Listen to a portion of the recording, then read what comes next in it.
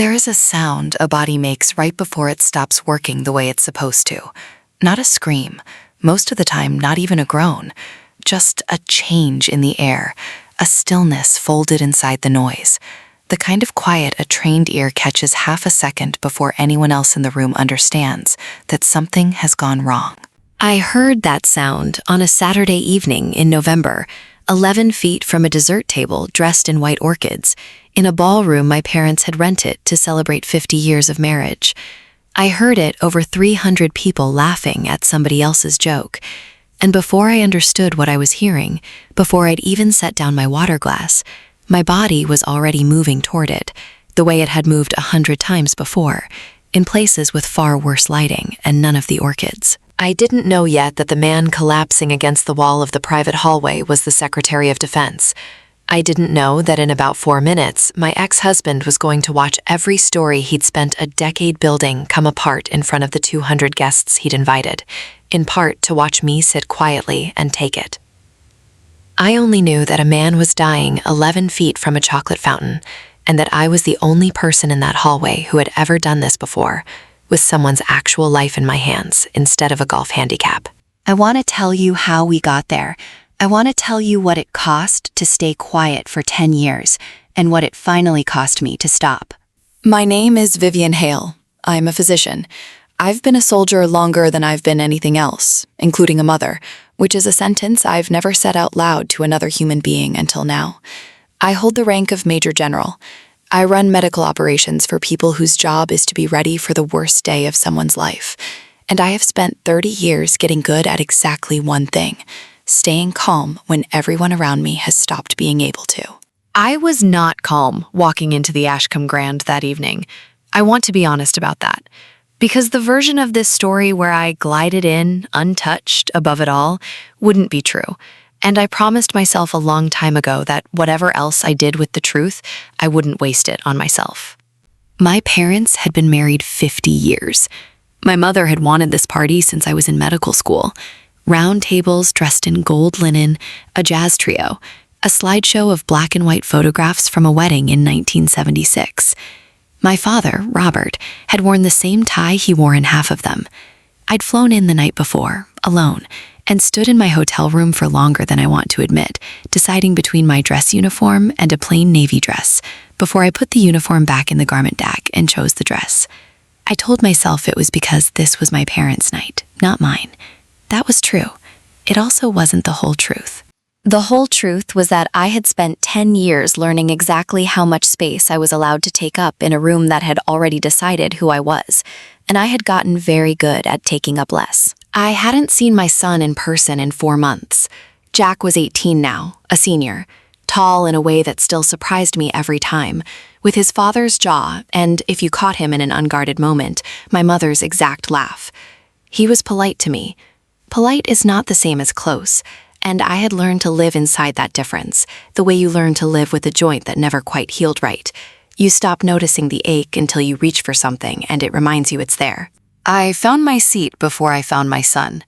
Table 14, against the kitchen doors, between an elderly cousin who was hard of hearing and an empty chair with a name card that said reserved and no name under it. 14 tables away from my parents' table at the front. I did the math without meaning to. It's a habit from 30 years of reading a room by its architecture before anyone says a word in it. Seating charts tell you who mattered enough to plan for, and I had been placed exactly where you place someone you expect to be quiet. I sat down anyway. I have never once in my career refused an assignment because I didn't like where they'd put me. Grant arrived 20 minutes later, the way Grant has always arrived anywhere, a little ahead of the room's attention, like he'd been announced. Renee was on his arm in green silk, laughing at something before they'd even reached the entrance, the kind of laugh designed to be heard from across a lawn. My sister had always had a gift for occupying a room before she'd earned the right to be in it. I used to find that charming, when we were young enough that charm was the only currency either of us had. They didn't see me at first. I watched them work the room the way you watch weather move across water, from a distance, with a kind of clinical patience. Grant shook my father's hand with both of his. Renee kissed my mother on both cheeks and held her arms a beat too long. The way you hold someone when you need them to believe something about you. Jack came in behind them, hands in his pockets, scanning the room the way 18-year-olds scan rooms full of adults, looking for an exit that wasn't rude to take. He found me before Grant did. For a second, just a second, something in his face loosened, and he started toward my table. Grant caught his arm. Not hard. A hand on the shoulder, a word I couldn't hear, a nod toward the front of the room, toward the family photographs and the string lights, and the seat beside his own that had clearly been arranged for the golden anniversary's designated grandson. Jack looked back at me once, then he went where he was pointed. I want to tell you that didn't land anywhere. It landed exactly where it was aimed. Here is the part I have to tell you plainly, because everything after it only makes sense if you understand what came before. 10 years ago, I was a colonel running a forward surgical team overseas. Full bird, 2 promotion boards still ahead of me, though the mass casualty numbers that year moved every board on my file faster than anyone likes to admit. Grant and I had been married 16 years. My sister Renee had been divorced for 2, living 40 minutes from my house, spending 3 or 4 evenings a week with Jack while I was gone, which I was grateful for, genuinely, because I trusted her with my son more than I trusted almost anyone alive. I found out what that trust had actually been buying somebody else the same week I found out my marriage was over. Grant filed while I was still in theater. By the time I landed back on American soil, there was already a custody arrangement in place, built around a psychiatric evaluation I never sat for, describing a woman who did not exist. Unstable, prone to episodes, unsafe to be alone with a child. My signature was on it. I have never signed a document with more force in my life than the day I sat in a lawyer's office and told him that signature wasn't mine. And I have never felt more helpless than the moment he told me that proving it, in family court, with my ex-husband's new fiancé as the primary character witness against me, would take a minimum of 18 months, would require Jack to be interviewed by 3 separate evaluators, and would put every detail of that fabricated evaluation into the public record for an 8-year-old to eventually find. I made a choice standing in that office. I have made harder choices in worse rooms, but I have never made one I've turned over more times since. I chose not to fight it in court.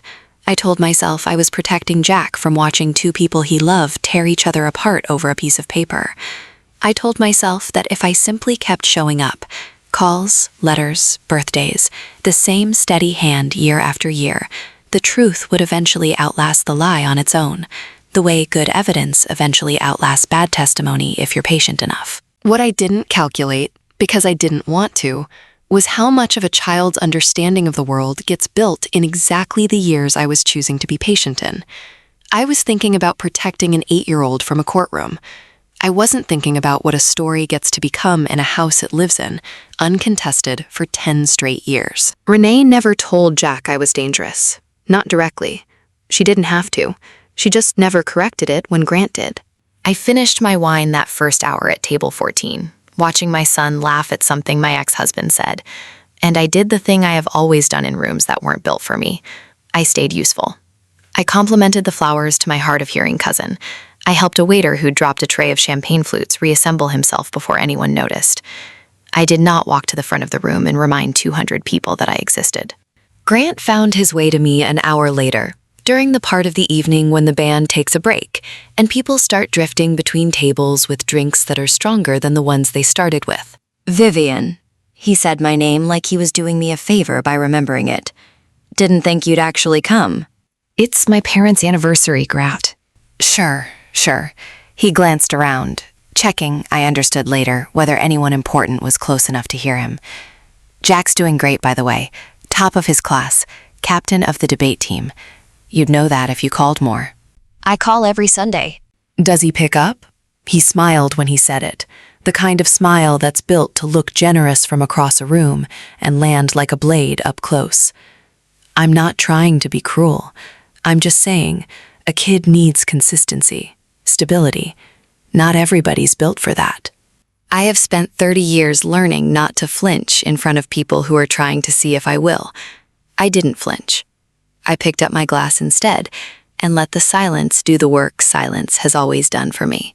He mistook it, the way he always has, for something small. Renee found me 20 minutes after that, alone, which told me the visit wasn't accidental. She sat down across from me without asking, folded her hands on the table in the way she used to when we were teenagers, and she was about to ask me to cover for her. "You look good," she said. "You didn't come over here to tell me that." "No," she looked at her hands.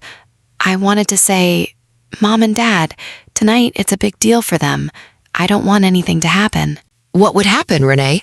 She looked up at me then, and for one unguarded second, I saw something underneath the green silk and the practiced warmth, something that looked almost like fear, and almost like an apology that had been sitting in her mouth for 10 years without ever finding its way past her teeth. Then Grant's voice called her name from across the room, cheerful, performative, and whatever had been about to surface went back under. "Never mind," she said, and left. I sat with that for longer than I probably should have. I have interrogated hostile witnesses with less unease than I felt watching my sister walk away from an almost sentence. I need to tell you about the phone call, because everything that happened later only makes sense if you understand that I had already stopped being purely patient by the time I walked into that ballroom. 3 months earlier, on an ordinary Tuesday, I'd been going through paperwork for Jack's college applications. I still handled his financial aid forms, one of the few pieces of his life Grant had never bothered to take from me. And I did the math on his birthday without meaning to. 18 in 10 weeks. Old enough, under the law in our state, to decide for himself who he wanted in his life, independent of any custody order that had ever been entered against me. I sat with that fact for 2 days. Then I called a name I'd been carrying in a drawer of my mind for a decade, a forensic psychiatrist named Elena Cho, who had years earlier reviewed a case for a colonel under my command and done it with a rigor I still thought about. I told her what I'd never told anyone outside a lawyer's office. I sent her every service record, every deployment order, every fitness report from the year the evaluation claimed to have taken place. The year I had, in fact, been on the other side of the world running triage on mass casualty days, a location and a workload that made it physically impossible for me to have been anywhere near the office where the evaluation was supposedly conducted. Dr. Cho called me back 11 days later and said 4 words I had waited a decade to hear from someone who had no reason to say them except that they were true. "This isn't your signature." I didn't go to a lawyer immediately. I want to be honest about why. Some of it was strategy. I wanted more than one professional opinion before I moved. But some of it, the harder part to admit, was that I still wasn't sure I was allowed to want this. I had spent 10 years telling myself that fighting for the truth would cost Jack more than the lie already had. It took me until that Tuesday to understand that the lie had never stopped costing him. I had just stopped being the one paying attention to the bill. I asked Dr. Cho to prepare a formal comparative report, my actual deployment records against the fabricated evaluation, signature analysis, timeline verification, and I asked her to be ready to speak to it, if it ever came to that, on short notice. I didn't know yet what "if it ever came to that" would look like. I only knew I wasn't going to wait for Jack's 18th birthday and hope the truth found its own way to him.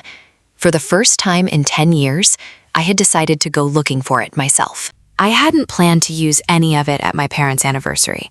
I want that understood clearly.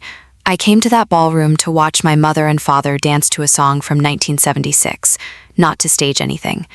But I had the report saved on my phone, and Dr. Cho's number in my contacts. And for the first time in a decade, I had walked into a room with my family, carrying something other than patience. The next hour is the part I've replayed the most, because it's the part where Grant made a choice he didn't know he was making. The band had started again, something slow, and my father had pulled my mother onto the floor to a small round of applause.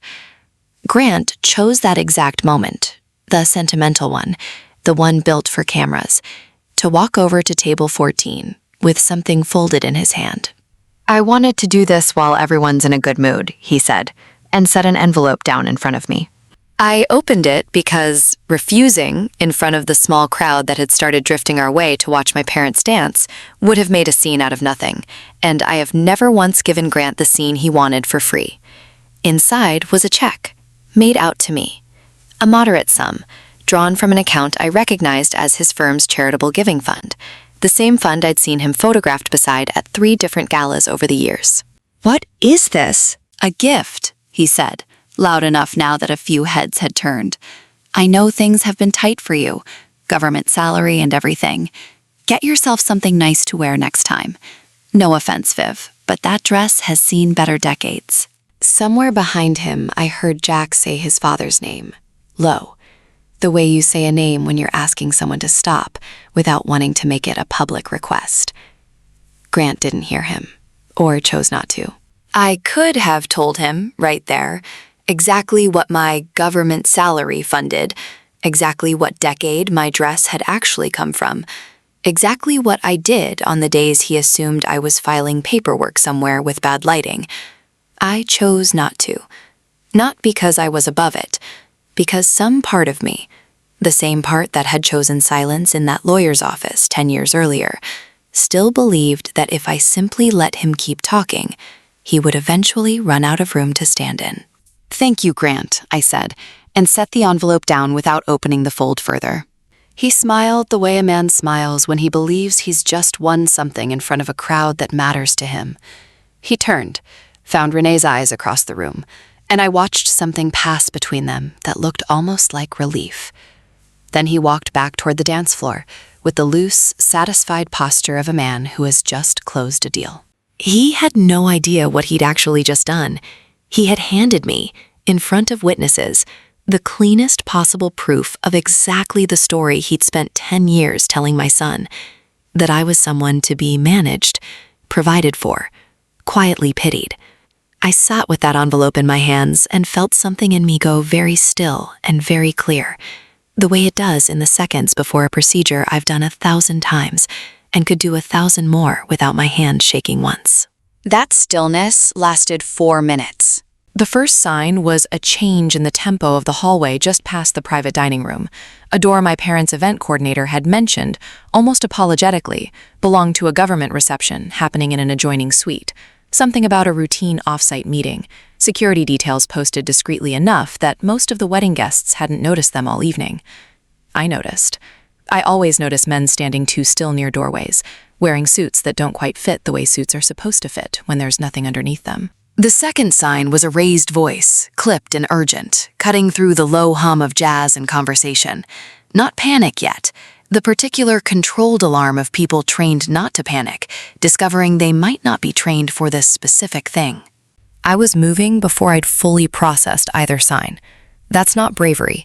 It's 30 years of a nervous system that has been taught, over and over, in worse places than a ballroom, that hesitation costs lives, and clarity saves them.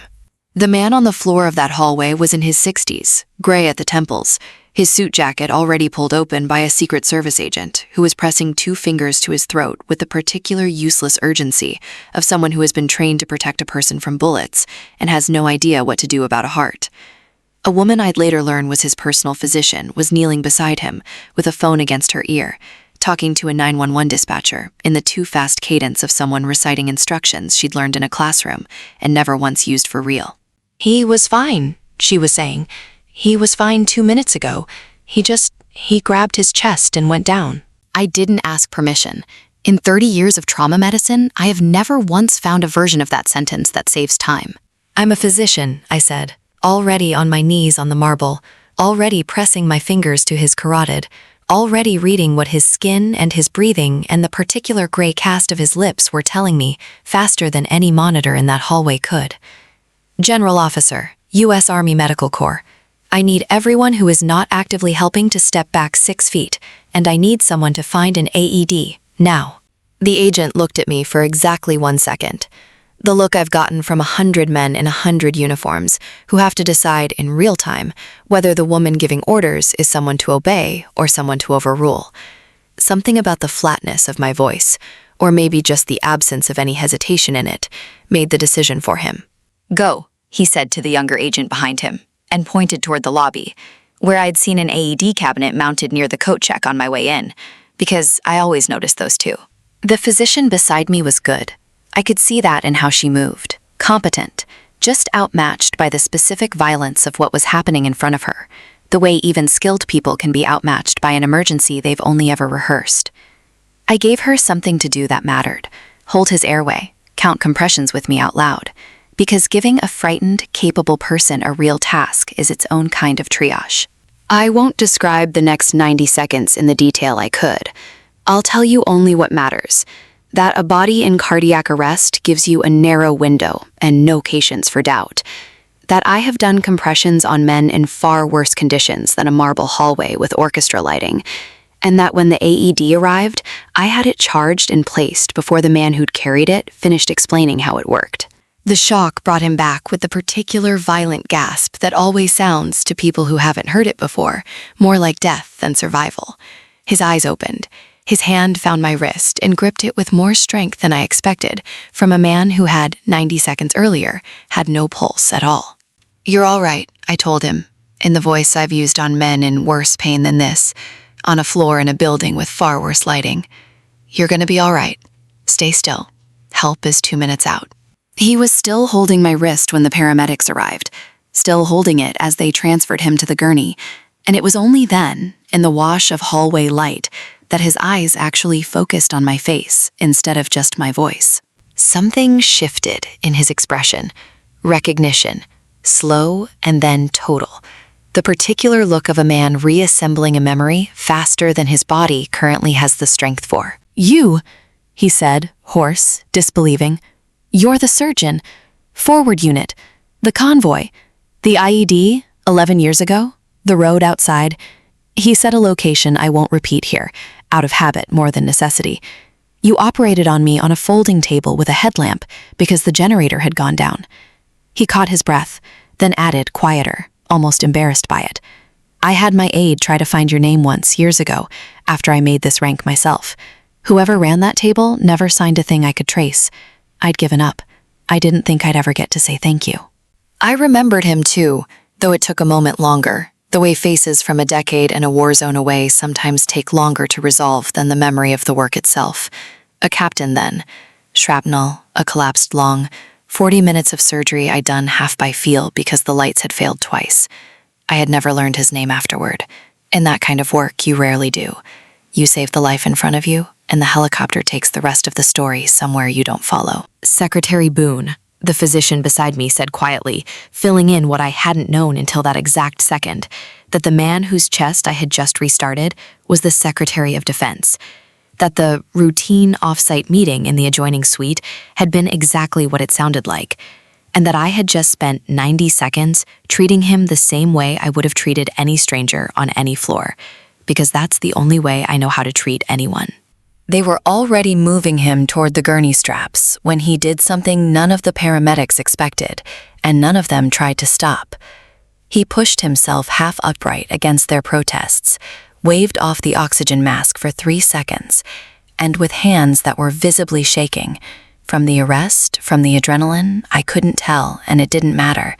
He straightened his tie with the stubborn precision of a man who has spent his career caring what he looks like in front of people, and inclined his head and shoulders toward me in a slow, deliberate bow that had nothing performative in it at all.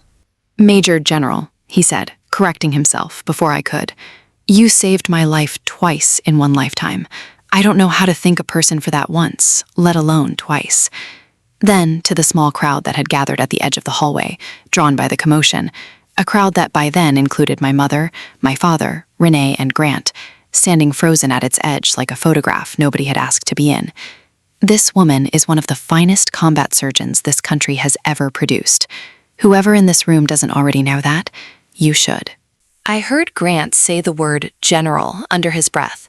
Not to me, not really to anyone, just testing the sound of it out loud, like he was checking whether it could possibly attach to the woman he'd handed a charity check to 20 minutes earlier.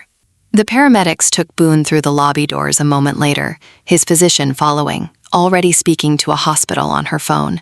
And for a few seconds, the hallway held the particular ringing silence that follows a crisis nobody in the room had trained for, except one person.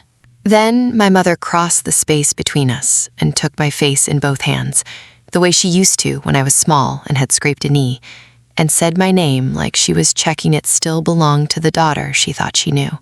I could have let the moment end there. Boone was safe. The crowd was already reassembling the pieces of who I actually was, whispering it to each other in the particular hush people use when they've realized they've been wrong about someone in public. I could have let that be enough. A truth about my competence, delivered by circumstance, accepted, absorbed, and then quietly folded back into a golden anniversary party that still had cake to cut. But Jack was standing at the edge of that crowd, and he was looking at me the way you look at someone you're realizing you don't actually know. And behind him, Renee had gone the particular pale color of a person watching a structure she built with her own hands begin for the first time to show a crack she can't paper over. I had spent 10 years believing that if I simply stayed steady long enough, the truth would surface on its own timing. I had learned, 3 months earlier, that I was done waiting for its timing and ready to make my own. "Jack," I said, and my voice came out steadier than I expected it to. "I need to talk to you, and I need your father and your aunt to hear it too." I watched Renee's hand find Grant's sleeve, the old childhood instinct of reaching for someone when the ground shifts, and I watched Grant not take it, too busy recalculating everything he thought he understood about the last 10 years to notice his wife needed steadying. I took out my phone. I had one contact already pulled up, because some part of me packing for this trip 3 days earlier had made sure of it, without letting myself examine why. "I'd like everyone to hear from someone whose opinion doesn't come from inside this family," I said, and called Dr. Elena Cho. She picked up on the second ring. She'd known from the moment I texted her the party's date that I might need her reachable that weekend, and she is, if nothing else, a woman who keeps her word about being ready. I put her on speaker in a hallway that had gone very quiet in a different way than it had been 90 seconds after the AED, and she said, in the flat, careful voice of a professional who has learned exactly how much weight her words carry and exactly how little drama they need to land, that she had reviewed a psychiatric evaluation dated 11 years earlier, that the signature on it did not match verified samples of my handwriting from military and civilian records spanning 2 decades, that the case file number referenced an evaluator's office that, according to state licensing records, had closed its doors 14 months before the document's stated date, and that my verified deployment orders placed me 8,000 miles from that office, on every date the evaluation claimed to describe in-person sessions. "In my professional opinion," she finished, "this document was fabricated. I've prepared a full written report, and I'm available to speak with any licensed attorney or family court official who needs to review it." Nobody in that hallway said anything for a moment that felt considerably longer than it actually was. Renee broke it first, which surprised me. Not with a denial, with my sister's actual voice, the one I hadn't heard in 10 years, small and cracked open in a way the green silk and the practiced laugh had been built specifically to prevent. "I never wanted him to hurt," she said, and I understood from the direction her eyes had gone that she meant Jack, not me. "I told myself you'd be fine. You were always fine. You were always the one who could survive anything." Her hands were shaking. "I didn't think about what it would do to him, believing his mother was—" She couldn't finish it. She looked at Jack instead, and whatever she saw in his face finished the sentence for her, badly. "You knew," Jack said. "Not to me. To her." His voice had the particular flatness of someone testing whether a floor he'd stood on his whole life was actually solid. "You've known this whole time. Every time you told me she chose her career. Every time you said she wasn't well enough to—" He stopped, looked at me instead, and something in his face had gone very young and very old at the same time. "You've been calling every Sunday for 10 years. "Every Sunday," I said. "You didn't always pick up. I understood why you didn't. I didn't understand it correctly, but I understood it." Grant, to his credit, or his ruin, didn't try to salvage the evaluation once it was gone. What he tried to salvage instead was worse, and it's the part I think about most, because it's the part that finally answered a question I'd spent 10 years not letting myself ask. "None of that changes the fact that you were gone," he said to me, low, urgent, the practiced charm gone out of his voice entirely. "You were gone for years at a time. I raised him. Me. Whatever paperwork got fudged, The truth underneath it is still true. I was the one who was there. Was Renee there before the divorce grant? I asked. I already knew the answer. I had known it in some buried, unexamined way for 10 years, and had never once let myself say it out loud, because saying it out loud would have meant admitting that the marriage hadn't ended because I chose a uniform over a family. It had ended because it had already been over for longer than I'd been told. He didn't answer. He didn't have to. My mother made a small sound beside me, and when I looked at her, I understood that some part of her had known too, or suspected, and had done what mothers sometimes do with suspicions that would cost too much to confirm. Filed it somewhere she didn't have to look at it, for the sake of a family dinner table she couldn't bear to lose. I want to tell you I felt triumphant in that moment. I didn't. I felt the particular grief of a diagnosis you'd already half suspected finally being confirmed. No relief in being right, just the flat, heavy work of now having to treat what you'd been avoiding naming. I could have kept going. I had Dr. Cho's full report. I had 10 years of phone records showing exactly how many calls I'd made and exactly how few had been returned. Not as an accusation, but as a fact, a timestamp of persistence that no story about an absent mother could survive next to. I could have stood in that hallway and dismantled every version of myself Grant had spent a decade building in my son's memory, piece by piece, in front of everyone who'd ever believed it. I didn't, and here is the part of this story that I think matters more than the reveal itself. I looked at Jack, 18 years old, watching two of the adults who'd raised him come apart in a hotel hallway, and I made the second real decision I'd made in 10 years, right there, faster than any decision I've made in an operating room. I put my phone away.